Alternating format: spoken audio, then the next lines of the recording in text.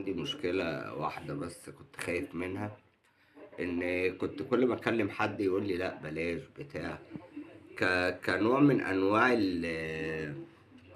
يعني التصنيع المصري حلو، يعني مش اللي هو في حاجات صعبة، لأ الجهاز يعتمد عليه. فليه بنقول لبعض لأ مع إنه هو بسم الله ما شاء الله طالع كذا دولة، فكذا دولة يعني شحن يعني واحنا هنا في مصر الحاجة اللي في ايدينا نقول عليها لأ.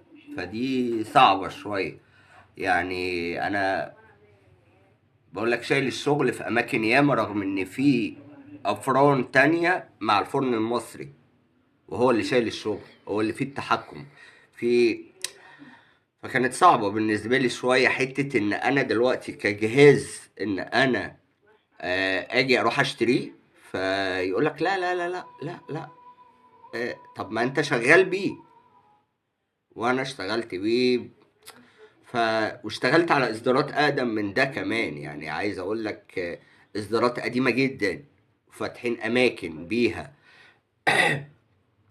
فهو الجهاز بصراحة كدعم كصيانة كماتيريال للجهاز داخلية. طبعا انتوا عارفين ان انا يعني اغلبية الناس اللي تعرفني تعرف ان انا بحب امد ايدي في كل حاجة، يعني حتى في جهاز وهنا في اسكندرية اللي انا اتعاملت معاهم عارفين ان انا بمد ايدي في اي حاجة، يعني اي حاجة في مجال المعمل اقدر اصلحها واقدر اشتغل فيها واقدر اشوفها.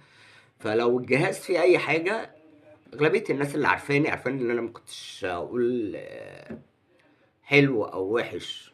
كان زماني قلت يعني بصراحة، او اغلبية الناس اللي انا اشتغلت معاهم عارفين آه، يعني عارفيني ما حلو جميل، الشخص ده كويس جميل، الشركة دي كويسة حلوة، معاملة كويسة، كل حاجة. فانا ابص ليه على جهاز؟ يعني اتكلم ليه لا بجد بجد، يعني اي حد عايز يفتح بداية مجاله في مجال معامل الأسنان والحاجات دي عندنا المصري، والسعر برضه حلو حلو جدا.